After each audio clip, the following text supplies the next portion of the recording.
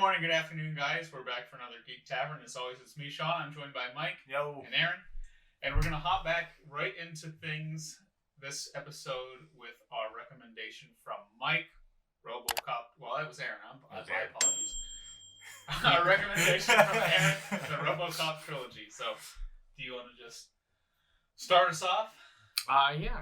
We jumping right into the movies, or you want me to preface the entire series? Whichever you prefer to do. Okay, so Robocop is it's a story about a cop who ends up getting killed in the line of duty.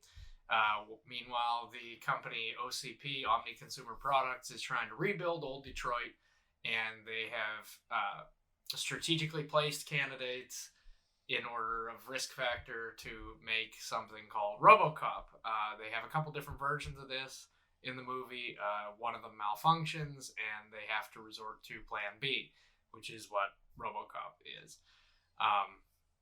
So the first movie is exactly what I said. That's basically the entire plot of the movie. But these three movies follow that character through the arcs in old Detroit. So, so that's Robocop 1. So, what do you guys think of the first Robocop? I have seen this movie before. I haven't seen the second or the third one before watching them this time. So I like Robocop 1. I mean, it is really violent. Oh, it's extremely violent. Yeah. It's crazy violent. Yeah. This is actually the NC-17 rated version, which... Oh, is it? Oh. Yeah. I don't even know what. Like, how much the version that we watched on Amazon is the NC-17, the unrated version, because that's where they show Murphy's arm actually getting blown off. That's where they show Kenny getting shot repeatedly once he's already fallen on top of the model. Stuff like that. Like, stuff that, like, they were like, it's pretty violent, but let's show them way more violence. So this is one of Paul Verhoeven's actually good movies. Starship Troopers is okay. No, I said one of them. Right. He has like a handful of good movies, and the rest of them suck. But this one's actually really good, and it deals with like a lot of the themes similar to Starship Troopers does with humanity and different things like that. We see it especially in this one whenever Murphy's like remembering that he has a family. Like they try and touch on that in the second one, and I literally forget the resolution of it. But I don't even know if there was one. Yeah. Does he eat any of the baby food in the second one? No, I meant in the first one. I could have swore there was a scene where I saw him eating the baby food. He never eats it. They just say that it is to sustain his organic tissue. Okay. Right. That's it. Yeah, there's nothing. Yeah, because he doesn't necessarily feel hunger, but probably. But he needs to, so that he doesn't keep his brain and his face decay away. Yeah. I thought that Peter Weller was good.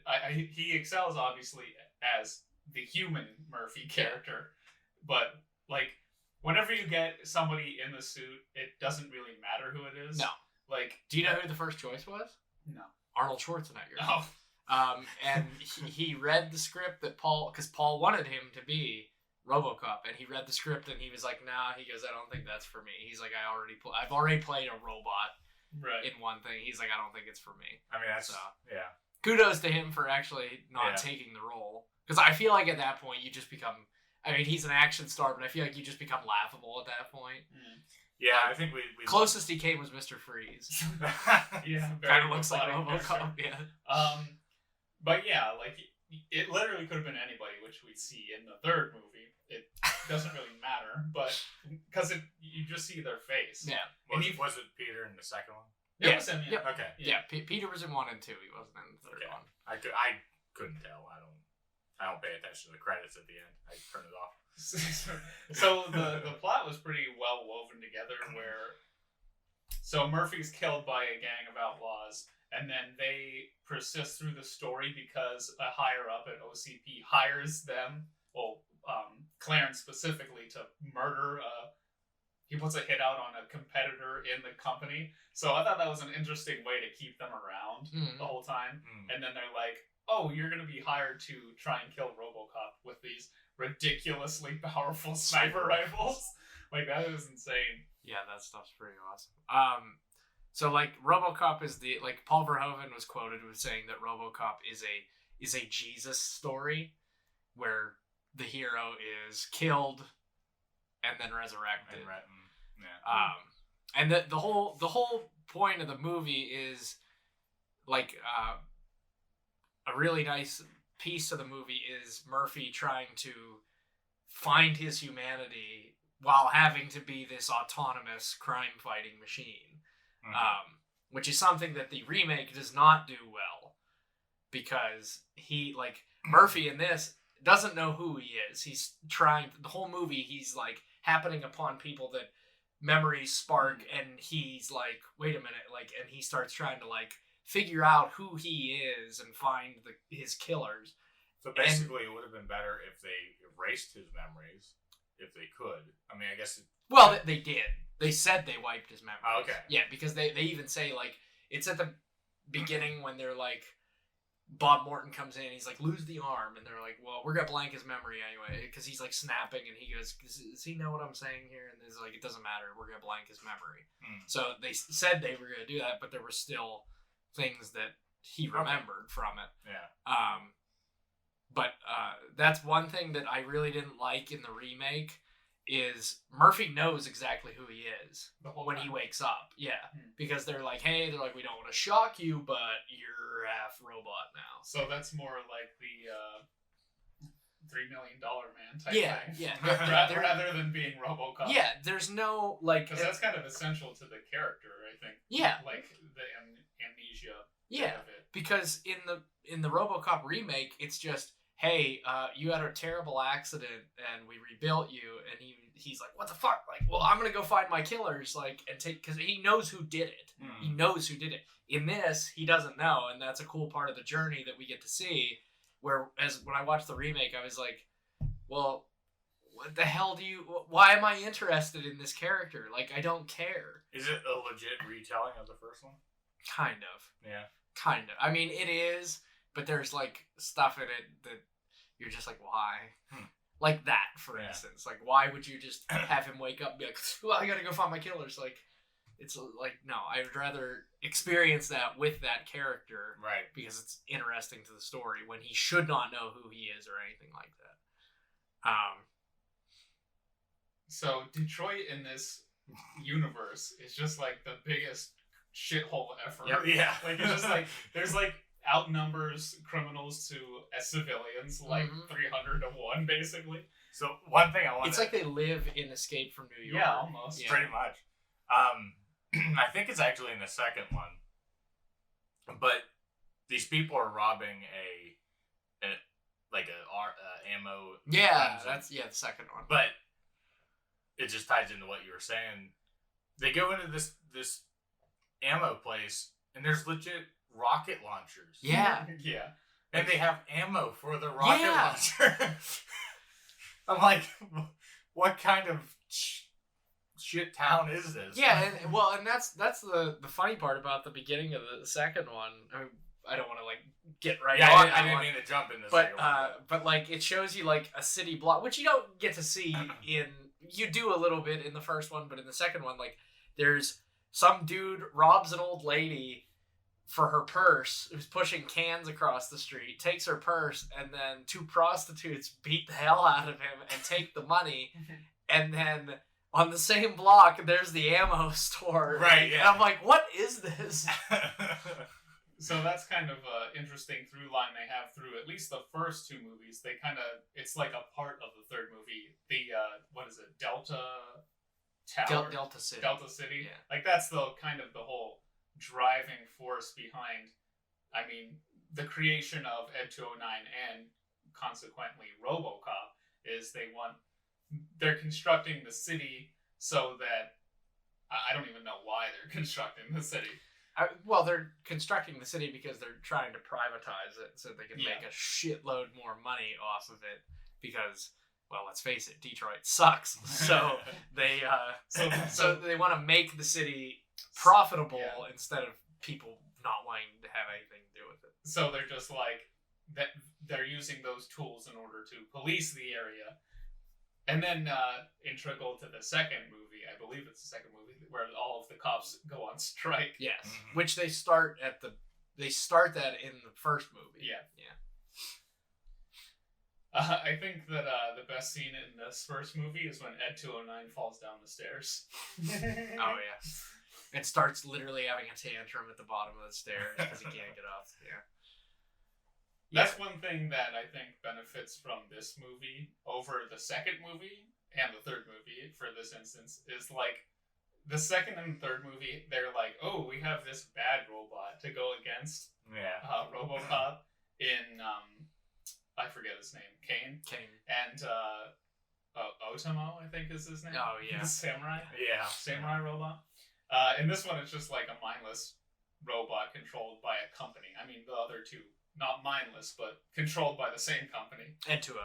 Yeah, which should have been what Robocop was. Yeah. Really, Yeah. technically. Yeah. Yeah. Because it really bites them in the ass that they put human parts. Yeah. So RoboCop has 4 prime directives: serve the public trust, protect the innocent, uphold the law, and there's always a classified one. Which his directive for that was Ronnie Cox's character's contribution to his psychological profile, which is he cannot arrest a senior officer of OCP.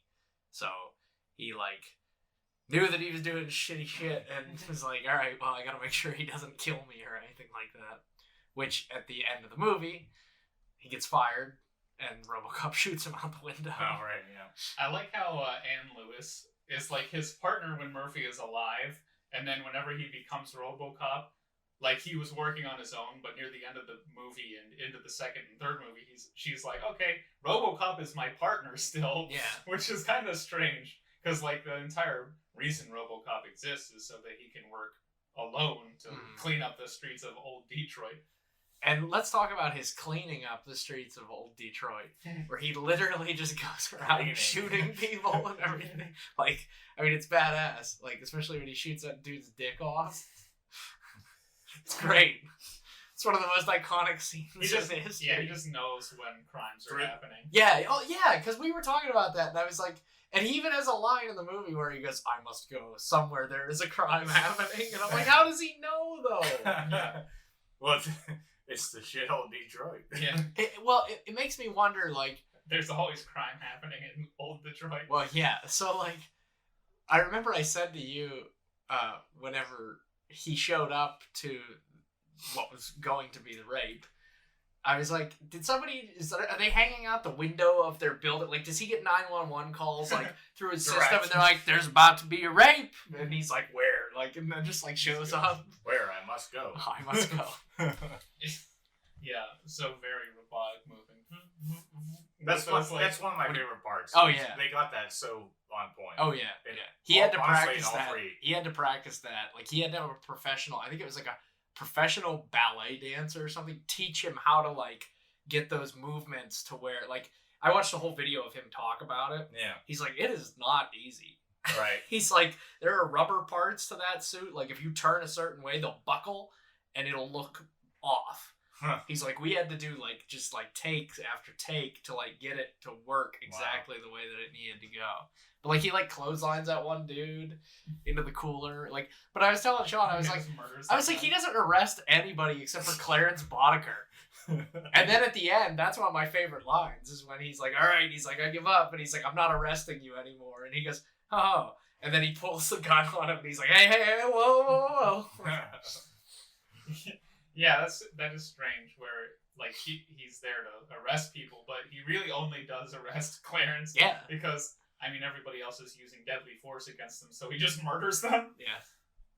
Ed 209's programmed just to kill people, essentially. That's true. Yeah, just huge, he's not going to arrest anything. No. He's literally a murder robot. Yeah. He only has guns. He can't bring anything. Which, it makes me, doesn't make me question. It makes me realize the motivations behind OCP, where they're like, this entire town is garbage. I don't care if we have to kill half the population. We're going to do it. Mm-hmm. Yeah. I like how Lewis recognizes that Robocop is Murphy because he does the gun thing. Yeah. That his son, I don't even remember the name of the TJ show. Laser. Yeah, TJ Laser. He's just like... And she notices that right whenever he's target shooting, when he first comes in.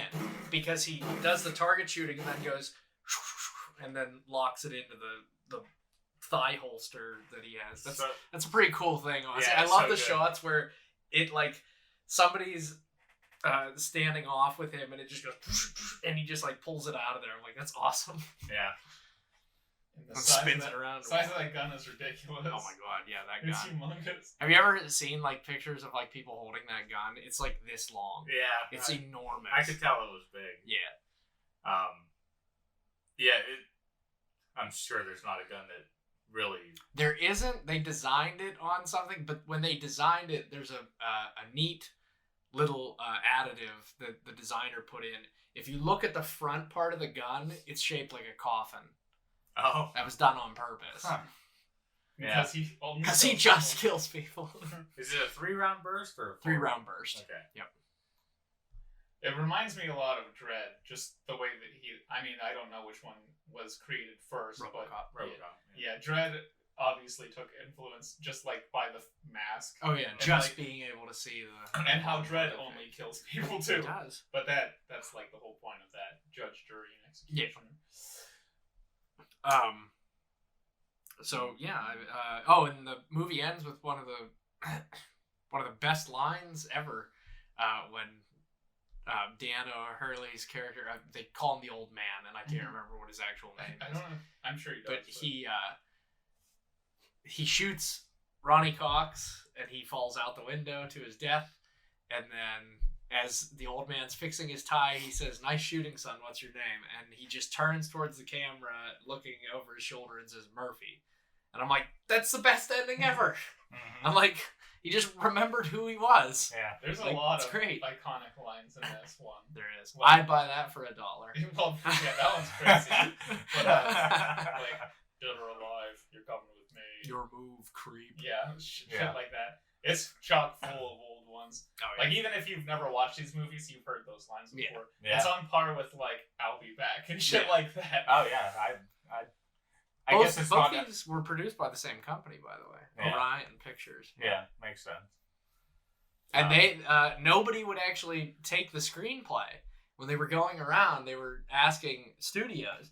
Fox turned it down, and they're regretting it now. But Was it because it was too violent? no, it was because it was stupid. They're like Robocop. They're like, we're not funding a movie called Robocop. They're like, what the hell?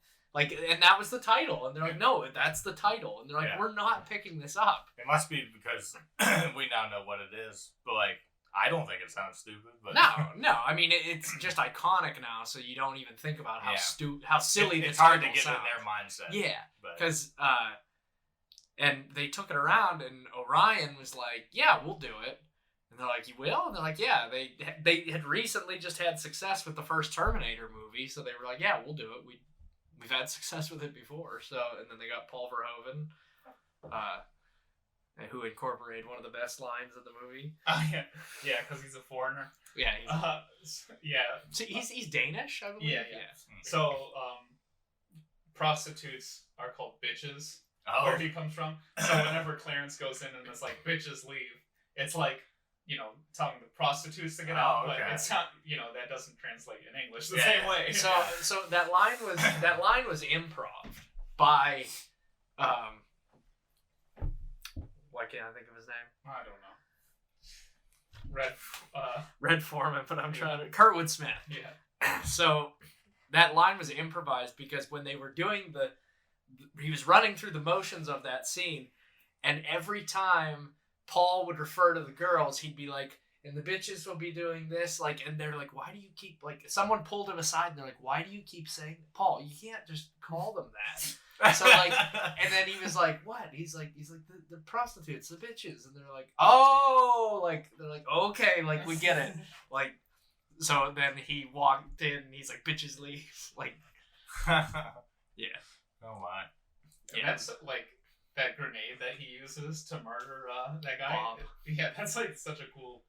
He's just Clarence is a great villain. Yeah, he is. He's He's just, oh, yeah. He's just evil. He Like, is. Yeah, whenever he sits down, when the first scene with him just establishes how evil he is when they're getting ready to gun down Murphy, and he blasts his hand off, and he literally goes and sits in the corner and just watches while they obliterate him with shotguns. By the way, man can take a lot of ammo, apparently, and still be alive. Yeah, the fact that Murphy is even, like, any semblance of alive, like, that they can use his brain. Hey, you guys kept saying that he was murdered. I'm like, no, he was massacred. Yeah, like, he was straight up. Oh my god, no. There's no way, like, I mean, obviously it's like an alternate future type of thing, but there's no way anybody would be able to survive that shit. Well, and I said to you when we watched it, I was like, now watch this. Like, when they're wheeling him into the hospital, it's showing what he sees, and I'm like, how is he still functioning? Oh, he would be in shock. I'm like, how is he just, like, still, like, he's just, I mean, of course he's in shock, but he's just, like, staring up at the ceiling, and I'm like, but it's showing that he is still technically alive, and I'm like, how? His thing fucking huge hole in the back of his head. Yeah, that's one thing I did like after like the face reveal where it was like that bullet scar that he had on his head. I don't know if it's in the second. I know it's not in the third one. I don't know if it's in the second one though. I think it is in the second one. Yeah, that's one continuity error from the third one. Yeah. Listen, we're gonna talk about the third one. I can't wait to talk about the third one. So I think that's the end of RoboCop. Yeah. So I think the second one picks up pretty shortly after. Right after, because the police strike's still going on. Yeah. So this movie, Robocop 2, is directed by Irving Kershner, who directed The Empire Strikes Back. Right. And the screenplay was written by Frank Miller. Yeah. Who you know from the Dark Knight, Dark Knight Returns. He's written tons for Batman. He's an extremely well-renowned comic writer and artist. Well, he did Dark Knight Returns, right? Yes. Yeah. That whole story. Which is funny because Peter Weller plays Batman in The Dark Knight Returns in the animated version. Okay. Yeah. I didn't know that. I've seen it a couple times. Next time you watch it, listen to the voice. Yeah. Because you could just hear it. I want to start number 2 off by saying I was under these. I'm pretty sure I watched all 3 of these years ago. But like I specifically only remember the first one pretty well. It's because it's the best one. But and that's what everybody says, and I'm not arguing that it's not. But goddamn, number 2 was just as good. Like, I think it held up. You know, it's not as iconic, but like, it's still a good movie. I think. Yeah. When I first watched RoboCop, I was like, "This is great," and then I watched RoboCop 2, and I was like, "Eh."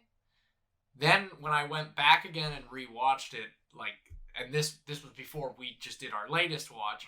I was like, RoboCop 2 is pretty solid. Yeah. I was like, there really isn't a lot that I can complain about with it.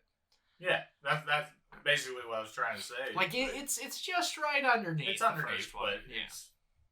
The only complaint that I can think of is that RoboCop as a character is very, like, he's not in the movie all that much. Which is fine. That's like, yeah, I like that the movie can be a driving force on itself, and that RoboCop doesn't have to be essential to what's happening.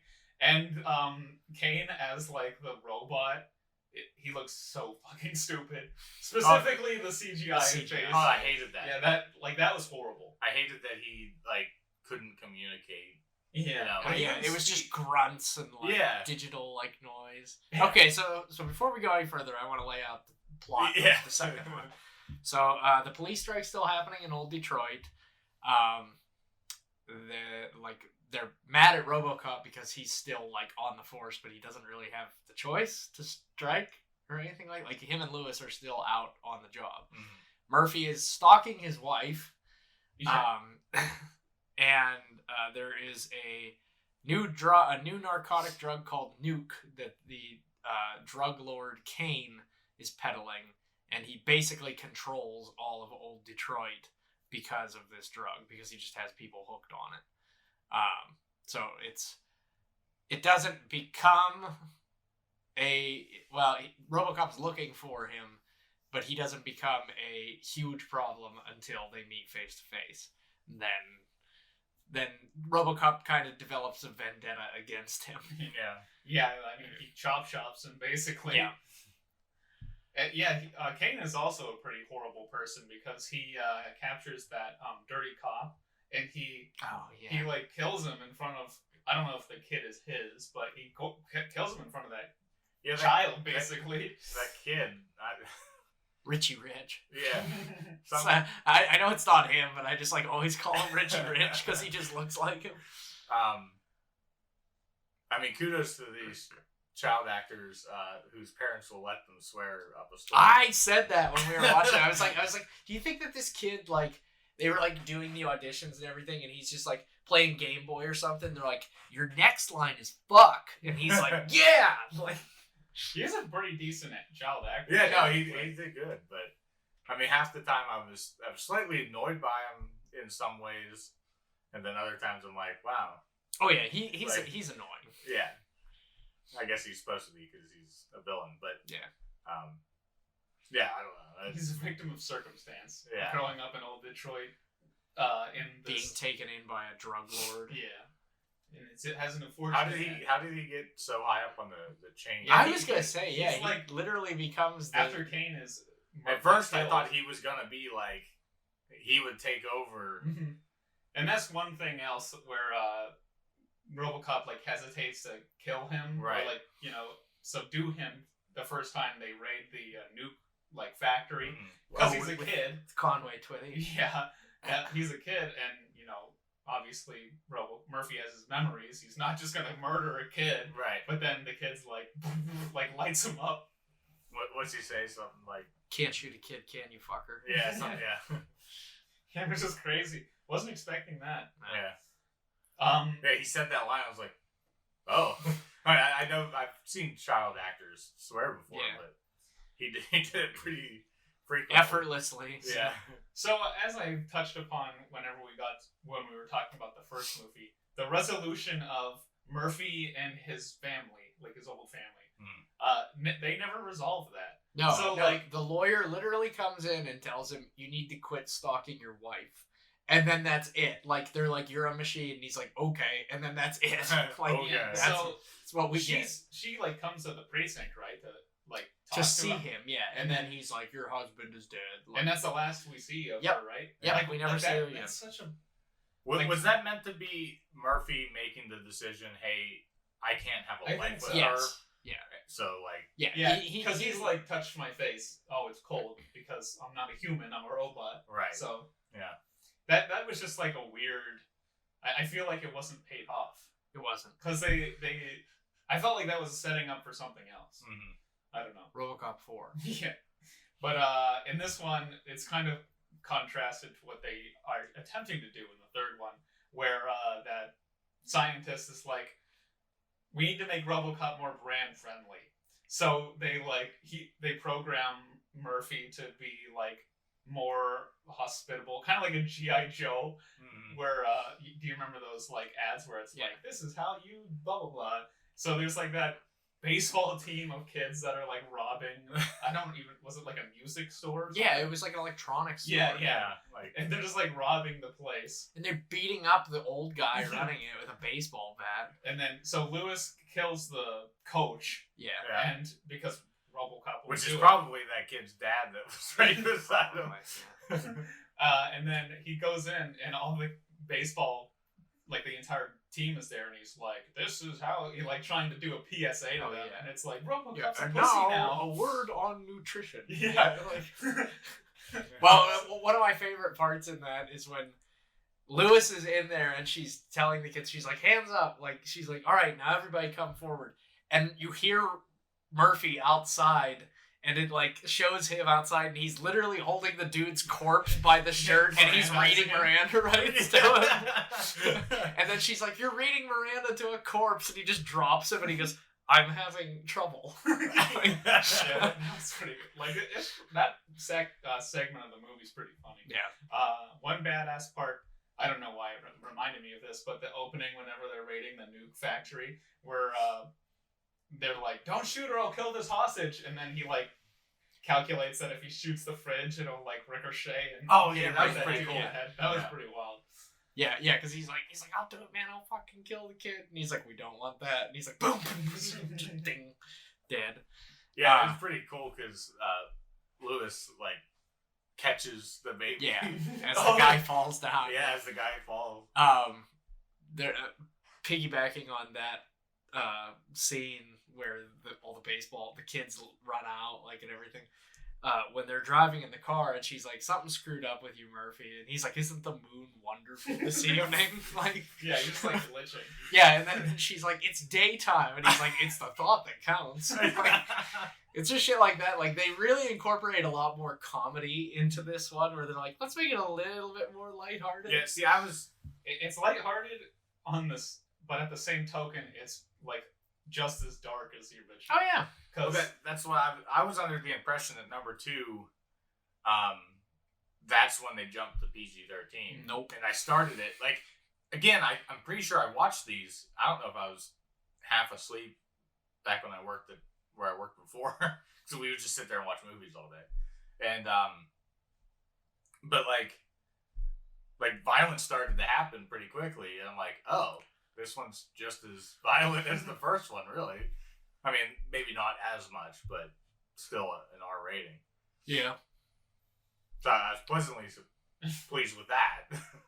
So yeah, Robocop gets captured and chopped by Kane and his band of goons, and then he gets dropped back off. They just drop his body out in front of like, they're literally throwing parts out. Oh, that actually happens before, because when they rebuild him, they put his prime directives in, and then he meet like with a board, and they're like, what should we? How do we improve RoboCop? And what's his name? Johnson. Yeah. He's like, oh, he's never saved a cat or whatever from a tree. Cooked marshmallows with some Cub Scouts. Yeah, and then I don't even remember what her name is, but Miss Fax. Yeah, she's like, oh, what a great idea, obviously. Yeah, being jabbing, snarky. Yeah. And when Murphy himself is realizing that his system's all screwed up, so he literally goes over to like the power breakers and just like grabs them and starts like frying his circuits so that he can. Him quietly walking over there. Yeah, like, because where is he going? Yeah, and then he just goes over and he's like. And then Lewis has to like hit him with a 2x4 to get him off of it. And then they set him back up, and he's like, "All right," he's like, "We're gonna go kill Kane." And then they all literally just hop in their cars to go kill Kane. That's whenever he's still human, right? Kane is? Yes, Kane is still human. Because that's another dark part about this movie is that whenever they capture him, like, he's alive. I don't remember how he gets hurt. He stands off with Robo in a armored truck while Robo's on a motorcycle, and they come at each other, and then he hits the brakes and dives through the window and tackles him through the back of the truck. So he should have been dead. Absolutely should have been. He's like crippled, and he's taken by OCP, and then she is on a mission to basically recreate RoboCop. She's a psychologist. The company has tasked her with making a new RoboCop. Who can be controlled more, I think. Yes. And she's looking at criminals for whatever psychotic reason. Because her motivation or her reasoning is saying, like, Murphy was a success because of fierce sense of duty. Yeah, his loyalty to the police force. And her opinion is if she gets somebody who is willing to become a cyborg, they'll be more primed to follow orders. Because they've like done tests before and they've been rejected because they're holding on to their humanity too much. They don't want to be a robot, essentially. But she's like, oh, plenty of death row inmates would jump at the opportunity to, Well, that and Kane has a Jesus complex. Yeah. As we see in the movie where he compares himself to Jesus and all that. Mm-hmm. So, number one, he wants to be immortal. Number two, he's going to be a lot easier to control when you have to keep feeding him the drug that is keeping him functioning. She has like that entire huge cylinder to feed him. Yeah. But another dark part of the movie is she literally just like euthanizes him, essentially. Yeah. She's like, pulls his plug and she's like, he's flatlining. We need to get him down here now so that we can harvest his brain. And the whole time he's like, you just see the fear in his eyes, like, no, she tries to stop her. Yeah. And just not how it goes. And then he becomes a horrible CGI faced robot. The robot looked pretty cool though. Yeah. The stop motion was That's one thing Ed 209 and Kane in this movie and in the third one, the 2:09 stop motion, it's all pretty good. Well, and I mentioned it to you watching it. To me, stop motion for like a robotic type of thing like that works a hell of a lot more, especially if the armature's made well, because you see all the parts moving, the hydraulics and everything. Whereas like CG, you look at it and you go, oh, okay, well I can tell, that that's CG. Yeah. But like with a stop motion robot, especially one, I don't know how big the model was for it. I'm assuming it was probably like somewhere like this tall. But it looks more robotic. It has those slower movements, and it can stop on a dime, like if it needs to. Mm-hmm. Robotic stop motion just looks cooler. Look at the AT-ATs in Empire Strikes Back. Oh yeah, like they look like they're gigantic,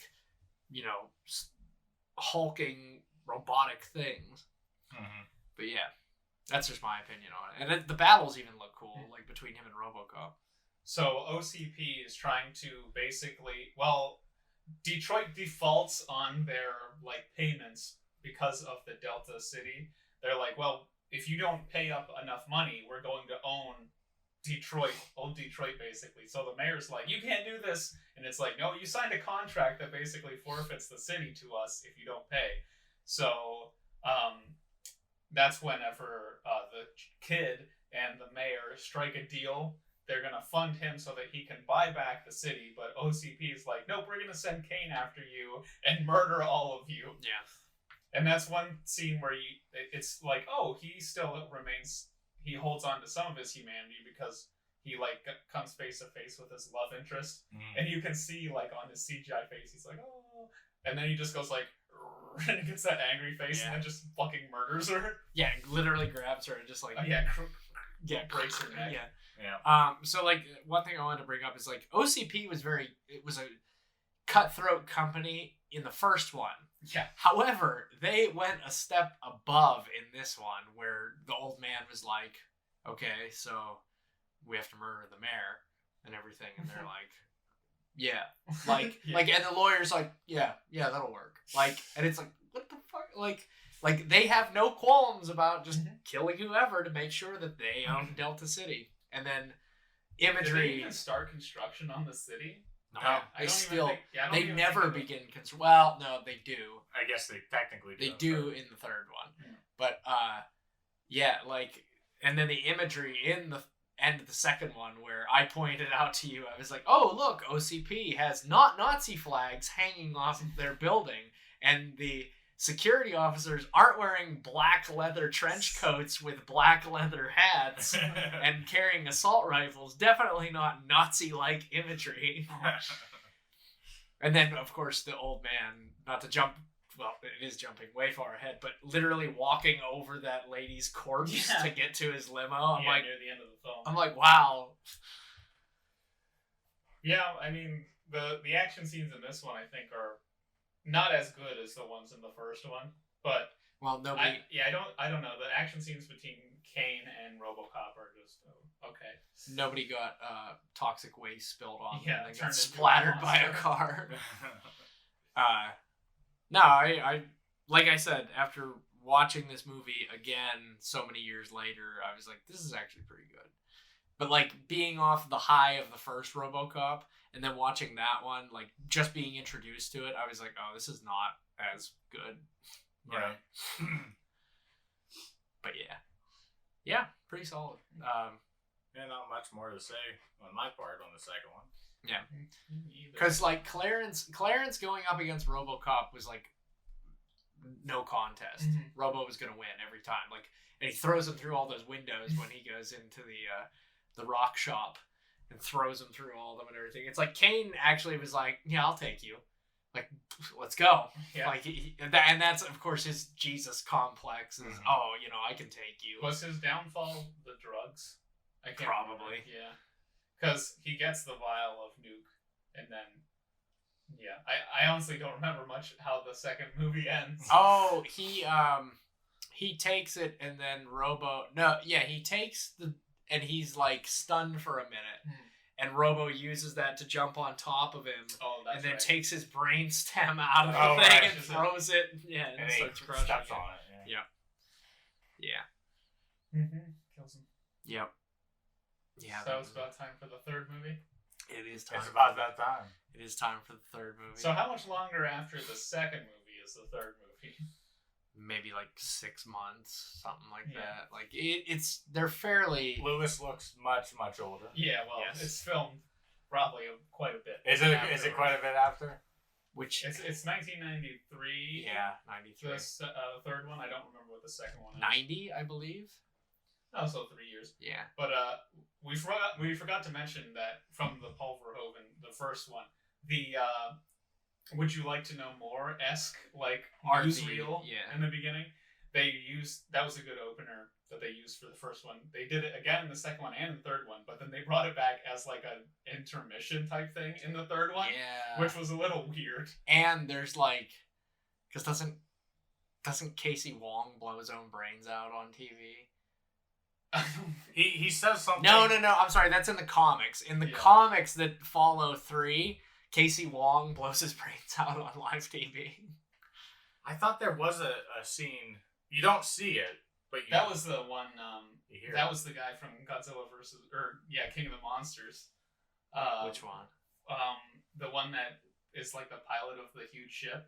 He's the one character that is the OCP operation. He's the security manager. It's Stanton, the guy from Billy Madison. Yeah, that's right. Yeah, he does because the one guy commits suicide and he's like, that's the fourth one this and week. then he gets fired. He's like, what a coward. I'd eat a bullet if I was me. and then he gets the pink slip, and then Rip Torn, and he's like, you're fired. And then he goes outside, and you just hear the gunshot and hear screaming. Which I want to say, there's a lot of like famous people. That's what I mean. No, like RoboCop 3, and I said this before we started recording, but like after watching RoboCop 3, I paid so much close attention to it that I was like, this is missing 2 things, and this might actually be a decent RoboCop movie. Peter Weller and an R rating. Mm-hmm. Without those 2 things, the movie just falls. So I know your so opinion. far on What is your opinion on the movie? On the third one? Yeah. Alright, so it's compared to the first 2, it's definitely worse. But I still don't think it's terrible. See, Mako's in this movie too. I didn't see him in the movie. I looked it up on IMDb, but I did see that he was in the movie. He's just the big face on the TV. Okay. Yeah. So, I don't know. I might like this movie better than the second one. No, I really did enjoy that's this fair. movie. Like I said, I'm with you. I'm with you that this movie is good. It just needed to have Peter Weller and an R rating, and it would have been better than the second one. It's basically each one is a step down. Yeah, basically. That's exactly what it is, and I've always said that about this trilogy. So I loved the themes in this movie because it flips the narrative on our heads, where the police are just straight up the villains in this movie. Yeah, the Johnny Rehabs. Yeah.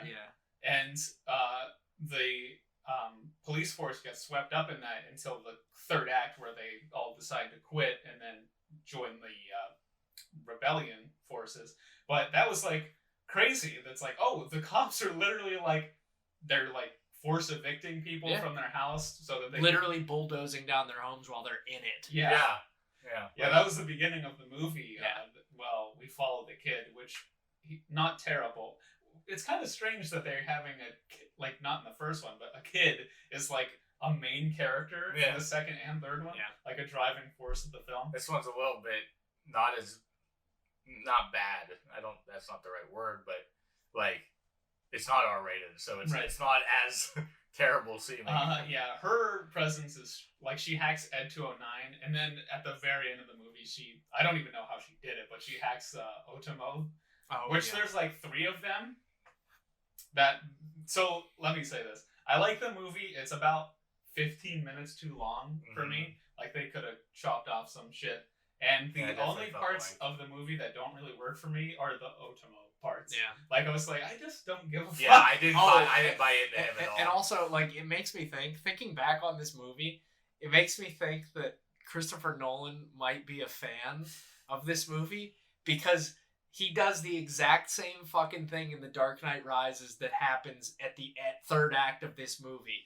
The cops and the people are locked, like, coming down the street towards each other, and Robo flies in and blows up the tank just like Batman flies in and blows up the fucking tumblers so that they can charge him. I'm like, Like, it's the same thing. That's a little lame too. Robocop's jetpack. Yeah. I didn't care entirely too much for that one. But one thing that I think is interesting is, like, in the second one they make Robocop more PR friendly, but in this one, because like OCP is literally being fascist, they're like, well, take care of his memories and make him basically follow any orders we give him. You know, make him basically just a robot. Make him a robot so that we can use him to murder all of these people and evict them so that we can build this Delta City. And they teased that like it was actually going to happen. They gave the doctor a choice, and they like the next scene he's like acting all robotic, and you're supposed to think that she did like update him, right? And then Lewis is like, Robocop, what's wrong? He's like, call me Murphy. And you're like, oh, she didn't do it. And she smashes the chip. And the next scene, it's like, well, no, fuck. Anybody that was like surprised by that is so fucking dumb. Like, that is such an obvious Oh my god, they're going to make Robocop a bad guy. And then they do the PR, OCP PR spin it, where they're like, Robocop killed his partner. And after Lewis gets killed. Yeah. And which was a surprise to me. I was really surprised. Like, oh, I was like, they killed Lewis? Which she lives in the comics, by the way. Oh. Yeah. She's alive in the comics. I want to say her reveal was like so funny, where the one guy is like goes into the donut shop and he's like, "What can I get you?" And he's like, "Everything in the register," and it's like full of cops, and they all just like pull their guns on him. And that's a famous guy too. I don't know who it was, the donut shop owner, but he's like, "What's it like?" I did recognize him too. Yeah. What's it like being a rocket scientist? Yeah, that was pretty funny. Yeah, that's good. And they get the call where it's like, all units respond to this, and they're like, we did it last time. It's your guys' turn. It's like, no, it's not our turn. It's Lewis's turn. And she has like the fucking paper up, and it's like, Lewis, go get it. And then it's like, she puts it down, and it's like supposed to be like a sitcom. Woo! It's someone we know. It was like such a lame reveal to me. Yeah, like it was lame, I guess, but I mean, like you have so much potential in this movie that just was kind of squandered. Like it's just like the comics. Like Frank Miller's RoboCop from Dynamite plays just like this movie, which I love the comics, but they're way more violent than this movie, and that's Peter Weller and the R rating. Those are my only two complaints, really. Yeah. Everything else is fine. I really like the story of everything else fits it. Yeah, the story is great. Like them taking their housing and everything. Like because stuff. like a lot of the the threequel is the one that kind of falls on its face, where they're like, we need to milk this for all it's worth, and then it comes out. I wonder why Peter Weller didn't come back.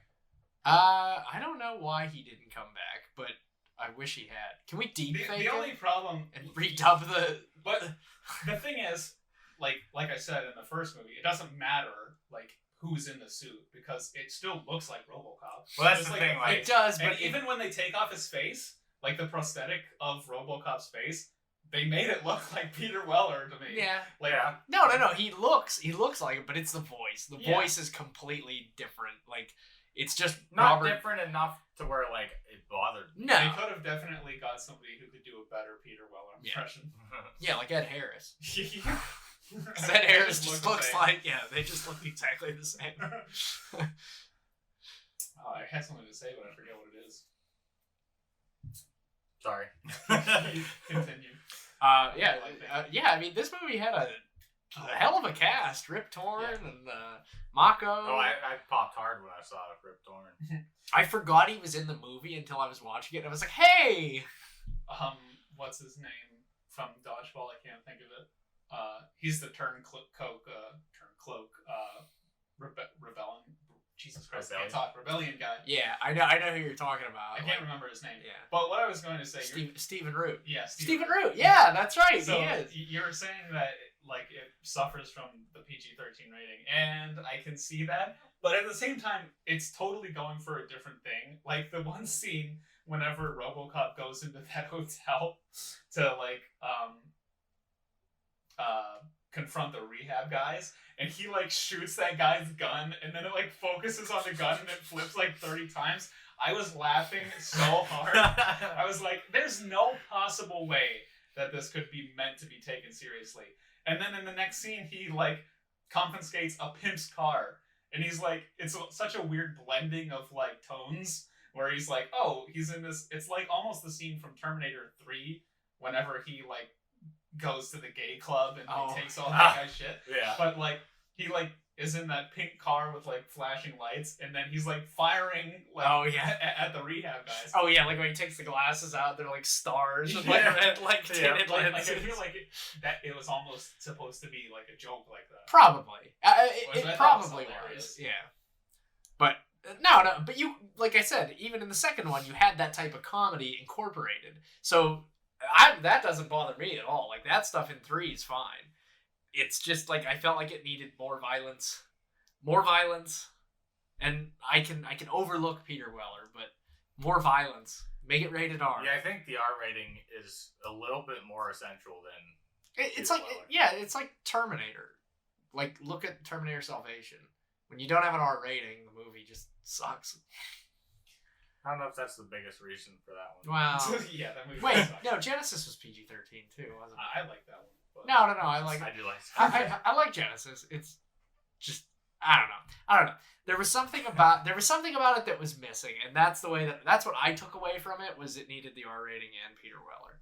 But other than that, the story's but in good. this case, I agree with you with the R rating. I think it's the most important thing that's missing. Other than that, though, story's great. I think the story is very good. I think it might be the best story because it's dealing with something different. Like the first one's dealing with Robocop's humanity. Even the second one, a little bit, is dealing with that, with his relationship with his former family and Kane's, basically forced to become this robot. But in the third one, it's literally like this giant corporation being oppressive to the people of Detroit, which is like, I don't know. It's basically the corporation coming to a head and realizing that is a major problem. Yeah. Well, and that's the thing too. This movie was built up to 2 movies before. Yeah. And it almost seems like the grand finale of it, like, oh, it's finally all happening. Like, and you start to see that, especially like what I said with the Nazi-esque imagery. Mm-hmm. Like, you start to realize this company is a bunch of bastards. And then in the third one, it's like, yep, full-on bastard. Like, I like the OCP, there's graffiti where it's occupying capitalist pigs. Yeah. I was just like, holy shit. It is. Like, that's really some heavy-fisted themes there. Oh, yeah, and the splatterpunks. Who are just like paintball kids, but somehow they kill people. I'm like, what? Yeah, that was something strange. So they set them up in the very beginning of the movie. Stereotypical Punker. Yeah, the old punk. Splatter Like punk. 80s movies, and when they have like punkers. Like, yeah, they really. There really people like that. Like, why did they have to have nasty teeth? I mean, the were- Mohawks spot on, but They're like degenerates, basically. Yeah, but they're degenerates, but like they're murderers. Like, especially the splatterpunks. Like, what, the one cop got shot and was just killed. I was like, huh?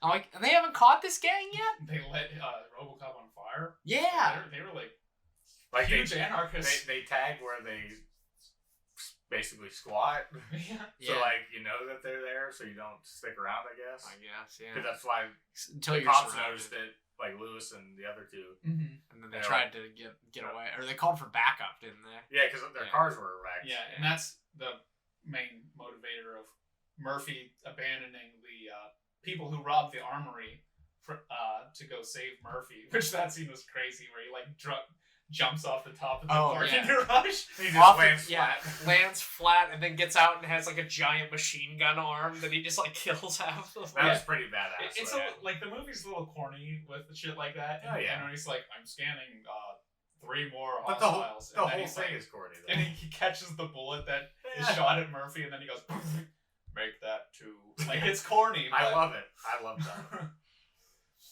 Oh my gosh. Yeah. But Splatterpunks was weird because like they set them up in the beginning, and then whenever the cops all quit the force, and then there's one of them. He's like, "How would your friends like to make a buck?" And he just like hires all the Splatterpunks to be like the Johnny Rehabs, which is like what? Yeah, it was so weird. Yeah, that was. Man, I feel like we spent more time talking about the third one than we did the second one. I thought this was going to be a lot more contentious between the 3 of us, because I knew your opinion on it, not liking it very much, and I really enjoyed it. When I watched it like Mike and I agreed upon, they decline, but the third one is not like I said. I know I tweeted about it like a couple months ago where I was like, RoboCop 3, not bad. I was like, the concept is great. Everything about it is great. Just the two things that the story is that I keep saying. Yeah, it's definitely not like Batman and Robin was. No. The third one, to me, the third one is really what springboarded the comics and is what makes it work, because I think it's the most compelling story out of all three of them. Well, and that's the thing. The world building in 3 is what like set up the comics and everything, and like the later like the TV series and all that. It like this is the springboard. Whoever wrote this was a genius in going, hey, was it Frank Miller on that one too? I think he had a hand in it, but because I remember seeing his name, I thought he probably did have a hand in it. But I mean, like the world building was just so much better because you just have. I mean, you didn't have time in the first one, but the second one started to touch upon it, but the third one just went nuts. Yeah. Well, I think that's about all we have to say about them. It is. Yeah. Do we want to rate them now? Of course. Yeah. Isn't that what we do on this show? So, who would like to start? I'll start. Okay. Well, we're starting with Robocop, yes. the first one. Yes. So we'll go around. I'm gonna give this a 9. Okay. Robocop a 9. It's the perfect blend of satire, action, drama, like and pure unadulterated violence. And I don't know. There's something special about this movie. I feel like if you're a fan of movies, you should watch this movie just to have that experience, because it's definitely like a different experience. Watching this movie when I was younger, I was like, this is odd, but then it's one of those movies that as you watch later on in life, you understand more about it and everything. You learn something new every time with it, and you understand Paul Verhoeven's like. I call it like movie theory, because that's what his movies are. They're satirical. They're supposed to tell. Very much a parody of real life. Yeah, like Total Recall, the Starship Troopers, all that. Like, 9. I like Total Recall. I'm gonna go. I just can't give it a 9 because like it's not. Robocop's not like one of my favorite characters. Like, I don't know. So I think I'm going to go 8, which sounds, I don't know, as iconic as it is. That, I don't know, 8. Yeah, I didn't have the connection to these movies that a lot of people did. Yeah. Like, I think the first time I watched them, I was in college. And I only watched the first one. So I don't have, like, the attachment to the character. But the story's great. Like you said, Paul Verhoeven's work. Most of his work is very good. I'm going to... Next, we'll talk about Showgirls. Yeah, I'll echo that 8. Okay. 8 out of 10. So then that brings us to Robocop 2. I'll drop it 1 point, give it an 8. And I'm sure you can see the pattern that my ratings I feel like our to patterns fall. are just going to go... Yeah, they're just going to like slowly... But no, the second one is... It's a good blend of the original writing. Ed Neumeier wrote the first one, but it's a nice blend of the original feel and everything, and Kirshner and Frank Miller's other thoughts and interpretations on the character. Incorporates a lot of comedy in it, but it just wasn't exactly what the first one was. And I mean, the first one, it's kind of comparing apples to oranges because you have more discovery with the character in the first one than you do in the second one. Well, yeah, it's so hard to keep that. Yeah, you more turn Robocop into that just action hero, who has the problems along the way. It's not the rediscovery of the humanity and all that. It's a little bit more meaningful to the character in the story in the first one, not so much in the second one, but it has a lot of cool action sequences and everything. But still, and I mean, serving Kirshner. Yeah, you kind of got to give the man props. He did direct the best Star Wars movie of all time. So the whole time you were talking, I was debating on where I wanted to go with the second one. I don't know if it's a full point down, so I think I'm going to go 7.5 for the second one. Okay. Like there's just something about it where it's just not quite up to the first one standards, but I mean I think it's a good follow up. Yeah. I will drop it an entire point. So I'm gonna say 7 out of 10. Yeah. It just loses me a little bit with Kane specifically. I don't know. I can't get that out of my head. He wasn't my favorite part of the movie. Yeah. I think that the villains with the exception of Ochima, I'm not counting him as a villain, but the villains in 3 and 1 are better than him as a character villain. So, Robocop 3, I will drop it a full point, but I don't need to reiterate my reasoning. But it will be a 7 out of 10 for me. Like I said, the con. Oh no, wait, yeah. Because you started at 9. Yeah. I gave it the highest rating. 7 out of 10 because, like I said, the concept is great. The storytelling in it is also great. It's just missing those two. The world, like we touched upon, the world building in this is like, I want another movie out of this. Like, after watching the third one, give me more of this world. It's great. A fourth one would have been great. Yeah, especially if Peter Weller had come back. Can you imagine if they made a fourth one, like not a sequel or the remake? They made like a sequel where Peter Weller came back and it's just like old face, old man like Robo. His skin's starting to age. now you know what's gonna happen. We say that. It's gonna happen now. And then in like during the Super Bowl next year, there'll just be like a teaser of him like getting out of the car and he's like, draws down on somebody, and then it just says coming summer 2023. Yeah. The return. Yeah, the return that the world's been clamoring for. We're manifesting it. That's right. Yeah. We put it out there. Now it's it in the exists. It is. So number 3, this might come as a shock, but since I really like the story, and like the story was in the second one, you're putting it above, aren't you? I'm gonna put it even. Oh, okay, all right. Very interesting, because I was also going to keep it on equal footing, but I like the story more, so I'm going to say 7.5. Right. I honestly think I like the third one more than the second one. I think that I think I probably would have enjoyed it even more if it was Peter Weller. Right. Like the PG-13 rating isn't that huge of a deal to me, just because I think that. No, yeah. In the sense of RoboCop, I just think it would have benefited from the crucial, R rating, but I don't know. I just really like it. Probably because everybody's like, "Oh, it sucks," so I was expecting it to be dog shit. Oh yeah, and I was exactly. like, "Oh, this is actually pretty good." Like basically all the stuff that I've seen online, different reviewers or whatever, and talking about it, I think they set my expectations so low, that I'm like, this movie's not nearly as bad. Yeah. Well, and that's the thing. Like, if you read up anything about RoboCop, they're like, "Oh, it's like a 30-some on." Well, it's not. I think it's like a 50-something on Rotten Tomatoes. Yeah. But it's like anytime you ask somebody, it has like a RoboCop 40%. they're like, 40 points on Metacritic and like a 4.2 or something on IMDb. but it's not that bad. It's really not. Like, if you actually take it for what it's worth in the series, it's good. Yeah. And like I said, the whole comic sprung from that one, so... Me being a huge wrestling fan, I can't go without saying RoboCop made an appearance on WCW. Did he? Yeah, he came out. They chop him? He saved Sting. Oh. Or he beat up Sting. I don't remember. That's crazy. Was it Peter Weller? I don't know.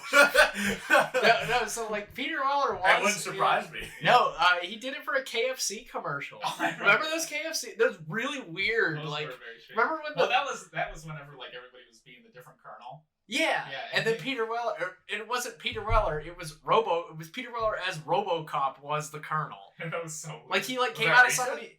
Like a couple years ago. Yeah, like what he like kicked open somebody's door and like he's like knock knock and has like a bucket of chicken or something. I don't remember like, seeing that. Dude, they're so weird. Like I'll have to pull them up for you. I remember other ones. Yeah, it was KFC's bizarre marketing, but I do remember that. Yeah, that was crazy. I had to Google it after I watched it, and I was like, that wasn't actually Peter Weller. And it's like Peter Weller like, suits up as the Colonel. Did I And I just was have like, a what? fever dream of this? It feels like Yeah. it. Yeah, It doesn't feel real. It was like, who thought of that? Do we know if Peter Weller was the voice Of in- RoboCop and Mortal Kombat 11? Yes, he was. Was he? So was Sly. Sly was Rambo's voice, too. Yeah. Okay. Because I had to look that up, because I was like, that is a really good Peter Weller impersonation. And then I Googled it, and Was it nope, really it was good? actually Peter I Weller. think the only one they didn't get was Arnold. Yeah, because how are you going to get Arnold? I mean, I think he would do it. He would do it. He did Dutch, the DLC for Dutch in the Predator game for Yeah. PS5. But yeah. Anyway, RoboCop. Sweet. Yeah. Well, there was our spoiler discussion of RoboCop. That's right. We have another recommendation coming your way from yours truly. I gauged the table earlier on. I had a couple locked and loaded, and I think you guys have made up my mind for me. So next time, for the podcast, we will be watching Galaxy Quest. How did I know that's what that was going to be? Because when you said sci-fi comedy, I was like, oh, Galaxy Quest. Yeah, there's it's not got to like be a lot. it. Yeah. Yeah, I love this movie.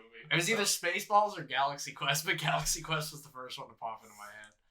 So yeah, if you don't want to be spoiled for Galaxy Quest, make sure to watch it before next episode. Thank you for watching or listening to our discussion on the Robocop trilogy. Please comment and subscribe. And yeah, thank you for watching, guys. I'd buy that for $1.